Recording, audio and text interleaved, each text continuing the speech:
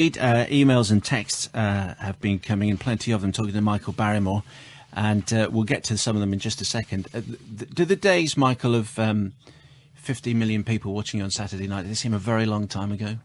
Because you haven't been on a stage for a couple of years, have you? No, a couple of years out. It does seem distant, and I don't think about it too much, because what I've done for the main part is to concentrate on getting myself well and keeping my head together, really, through all this, and slowly to come through it and to get back onto some normality of living. Got some emails and some comments about what people have heard so far. So, John Ferguson's email says, Mr. Barrymore's just said that the tabloid newspapers called him a killer. If you're telling the truth, Michael, why don't you sue them? That has been dealt with. How do you mean? That is in action at the moment.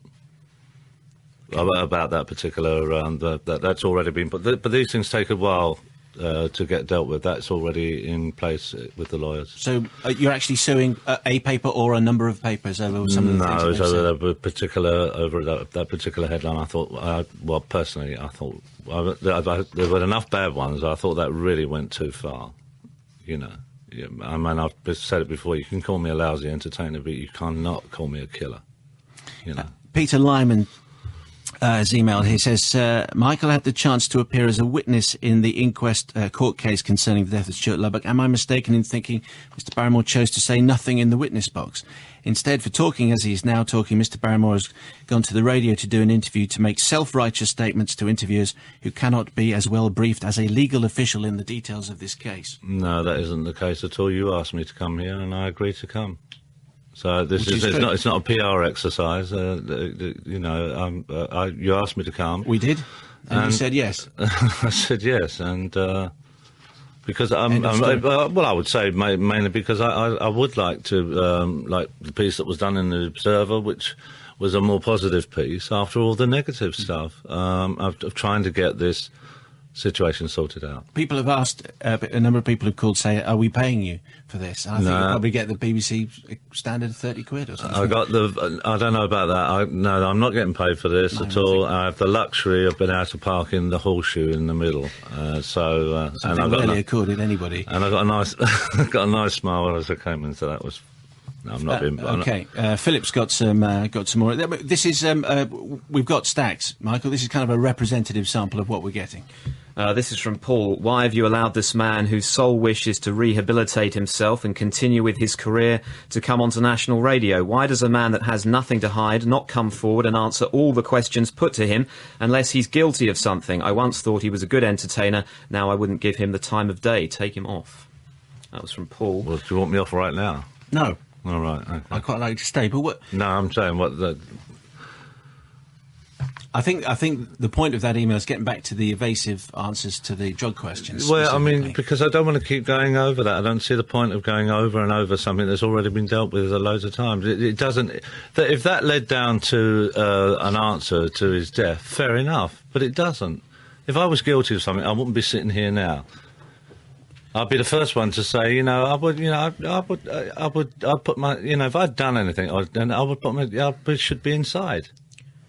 It's as simple as that. Why? You're not wandering around the streets free. Or whoever's responsible for doing what was done to Stuart would be done if there's somebody who's responsible. Philip. A very different sentiment from Carl from Derby here. I want to say how much courage Michael is showing talking about the awful events, and I wish him every luck for the future. You can text 85058. You can email mayo at bbc.co.uk. Daniel in Pershore says, Michael was loved by millions, but he's let millions down as well. Some to him for coming on the air, though. Paul in Exeter, Michael doesn't want to give a single straight answer, so why bother talking to him? Well, we have had some straight answers and some less than straight answers. Let me put to you a few more of the points that came out of an interview on this programme with your ex-wife. She said, I guess the most serious charges which she was laying at your door was that you drugged her and that you beat her up. That never took place. You never drugged her? No, I never drugged her. You never hit her? No, she drinks. She's got a problem herself that she's never dealt with. I've never drugged her and I've never hit her. I've pushed her away. when she's when we've had a bit of a barney, she's come clawing at me. But I mean, that's all I've done. You know, when you've got long nails going into the side of your face or a heavy ring, I'm entitled to do that. I don't see why anybody should stand, male or female, whatever, and just be bashed 10 bells of, out of them, Do you think, I mean, you said you're an alcoholic and you go to AA and so on. Do you think you can rely on your recollection of these events? So if Cheryl says, I was hit, I was beaten up and I was drugged, can we rely on her evidence more than yours? Or not? Well, I don't know how to answer that, really. I mean, it's... all families have domestic problems. Things go off in families, and they're inside the four walls. It seems that everything I do ends up outside the four walls, and I have to live with that. And in the book she makes very specific and categorical allegations, particularly when you're in the States filming for. I think it was for a pilot. Was this the one about where I dragged her and the what's his name, Steve, who worked with us at the time, and Tony? They Steve's 20 stone. Well, a doorman. She makes that point and says you were, like a man possessed. I'm 13 stone, and I can pull Cheryl, a 20 stone guy, and another guy who's 12 stone along in one go. I don't think so. I mean, I know you might get some strength when you're angry, but, and it didn't take place.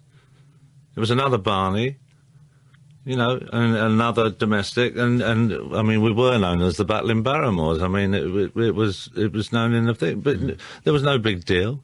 If there was such a big deal and it says a ring come off, was it her earring or something like that? It did. It fell off because I pushed her away. Because she did have a reputation for coming at me. An earring coming off because you pushed someone away? No, well, what did you want to make it graphic? I mean, I just pushed her away.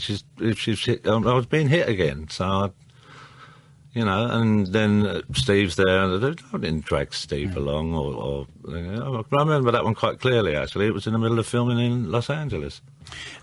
Some more of the events which we talked about concern Princess Diana and your friendship with the late Princess of Wales, which she clearly came to resent and felt excluded from your relationship. She also detailed some extraordinary behaviour, according to her, from yourself at Princess Diana's funeral, where she was basically implying that you'd taken a shed load of drugs, and as a result of which you were behaving in a very erratic way during the funeral, which culminated in you making a run for it and escaping into the crowd. Is any of that true?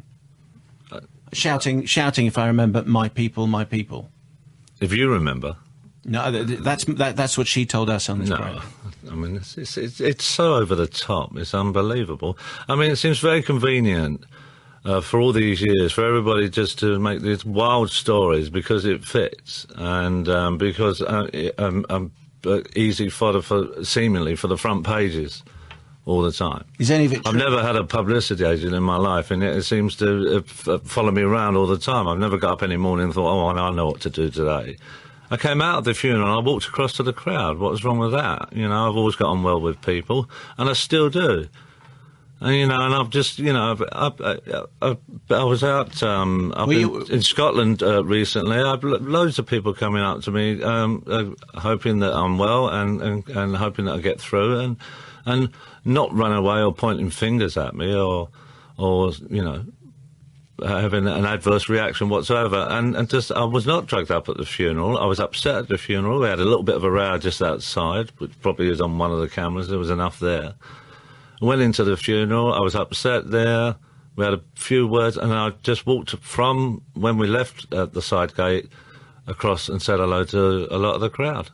And just said to say hello. That sounds a bit callous in the circumstances. I mean, I went and commiserated with the crowd and just talked to them. And it's like, my people, my people. I mean, it's just, I don't even talk like that. It's not, my words. It's naff.